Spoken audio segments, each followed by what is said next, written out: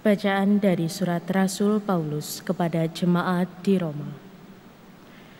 Saudara-saudara, aku mempunyai keyakinan yang kokoh dalam Injil, karena Injil itu kekuatan Allah yang menyelamatkan setiap orang yang percaya. Pertama-tama orang Yahudi, tetapi juga orang Yunani. Sebab di dalam Injil kebenaran Allah menjadi nyata, dan kebenaran itu bertolak dari iman dan menuju kepada iman. Seperti ada tertulis, orang benar akan hidup oleh imannya. Sebab murka Allah nyata dari surga atas segala kefasikan dan kelaliman manusia yang menindas kebenaran dengan kelaliman. Karena apa yang dapat mereka ketahui tentang Allah telah nyata bagi mereka, sebab Allah telah menyatakannya kepada mereka. Sebab apa yang tidak nampak daripadanya, yaitu kekuasaannya yang kekal dan keilahiannya, dapat nampak kepada pikiran tentang karyanya sejak dunia dijadikan, sehingga mereka tidak dapat berdalih. Sebab sekalipun mereka mengenal Allah, mereka tidak memuliakan Dia sebagai Allah ataupun mengucap syukur kepadanya. Sebaliknya, pikiran mereka menjadi sia-sia dan hati mereka yang bodoh menjadi gelap. Mereka berbuat seolah-olah mereka penuh hikmat, tetapi nyatanya mereka telah menjadi bodoh. Mereka menggantikan kemuliaan Allah yang bakal dengan gambaran yang mirip dengan manusia yang fana, burung-burung, binatang-binatang yang berkaki 4, atau binatang-binatang yang menjalar. Karena itu, Allah menyerahkannya kepada nafsu kecemaran mereka, sehingga mereka saling mencemarkan tubuh mereka. Sebab mereka menggantikan kebenaran Allah dengan dusta dan memuja serta menyembah makhluk dengan melupakan penciptanya yang harus dipuji selama-lamanya. Amin. Demikianlah sabda Tuhan. Syukur kepada Allah. Langit mewartakan kemuliaan Allah. Langit mewartakan kemuliaan Allah. Langit menceritakan kemuliaan Allah, dan cakrawala memberitakan karya tangannya. Hari yang satu mengisahkannya kepada hari yang lain, dan malam yang satu menyampaikan pengetahuannya kepada malam berikut. Langit mewartakan kemuliaan Allah, meskipun tidak berbicara dan tidak memperdengarkan suara, namun di seluruh bumi bergaunglah gemanya, dan amanat mereka sampai ke ujung bumi. Langit mewartakan kemuliaan Allah.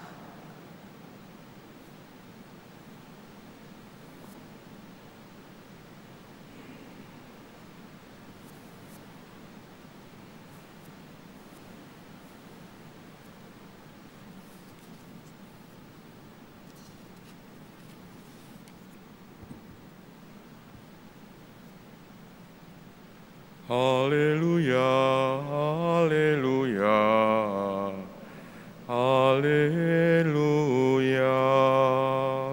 Haleluya,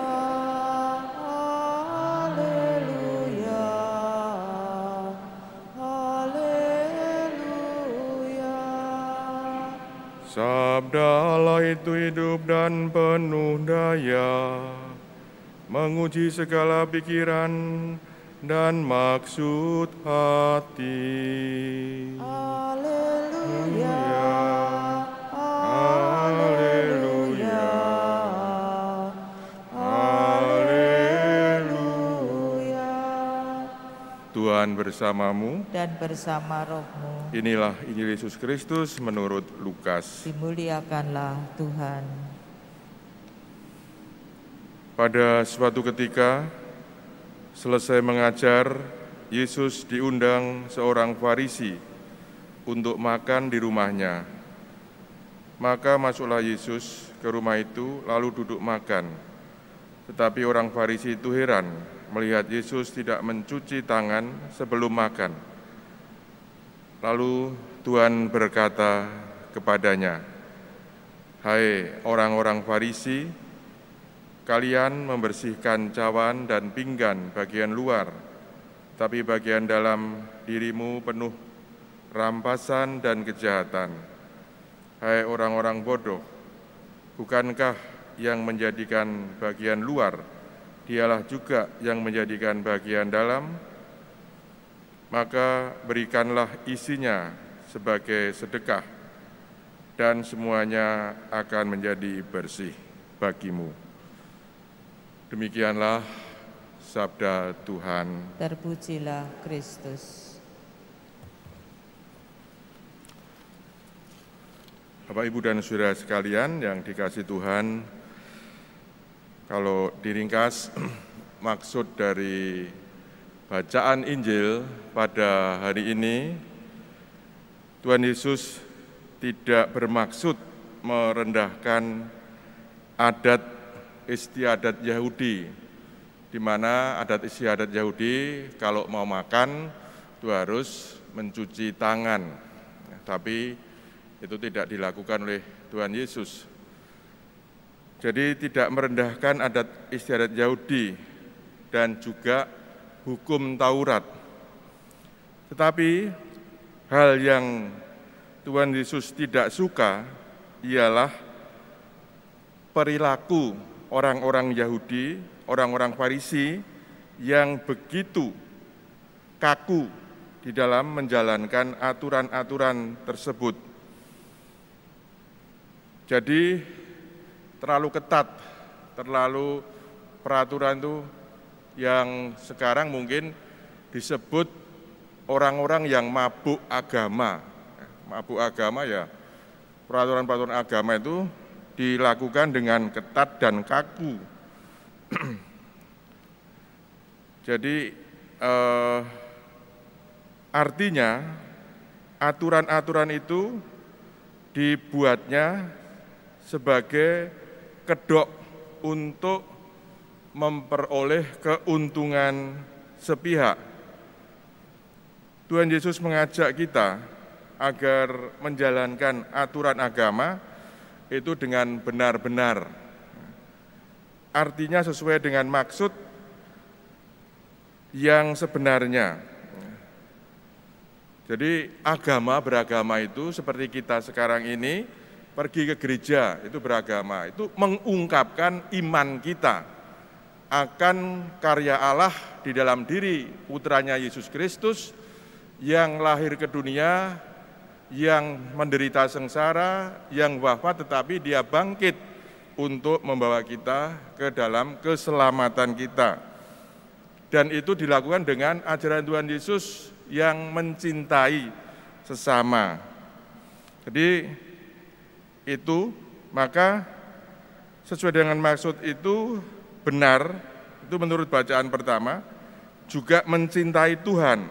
Jadi mencintai Tuhan dan mencintai sesama. Itu menjadi muara, jadi muara iman. Mencintai Tuhan dan mencintai sesama itu menjadi muara iman kita. Maka jangan membela agama tetapi menyakiti sesama. Membela agama, membela Tuhan kok menyakiti sesama itu sudah keliru. Kalau kita mau membela Tuhan berarti juga membuat sesama kita itu menjadi bahagia. Saudara sekalian, maka bagi kita, semakin kita beriman, maka kita semakin sosial. Semakin kita beriman, kita semakin solider. Semakin kita beriman, kita semakin bisa berbagi kepada orang lain. Itulah yang dimaksud dengan melaksanakan agama dengan benar di hadapan Allah dan juga di hadapan sesama yang diungkapkan oleh Tuhan Yesus kepada orang-orang Farisi dan ahli-ahli Taurat.